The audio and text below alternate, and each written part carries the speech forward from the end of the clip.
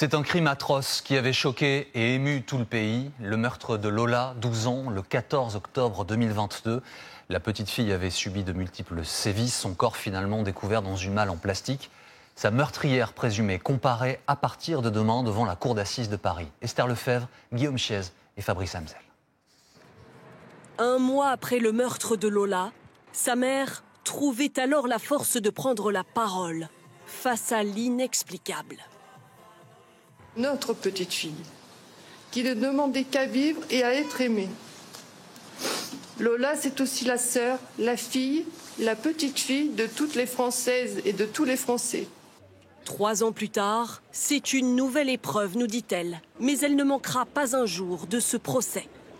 Le grand absent, le père de Lola, décédé peu de temps après elle, selon ses proches, emporté par le chagrin. Gardien de leur immeuble, le 14 octobre 2022, alors que Lola tarde à rentrer du collège, c'est lui qui découvre le visage de cette femme sur les caméras de surveillance. Dabia Benkired, aujourd'hui âgée de 27 ans, est algérienne en situation irrégulière. Accusée d'avoir violé, torturé, tué l'adolescente et transporté son corps dans une malle en plastique. Pourquoi de tels sévices? Pourquoi a-t-elle peint des chiffres sur les pieds de sa victime?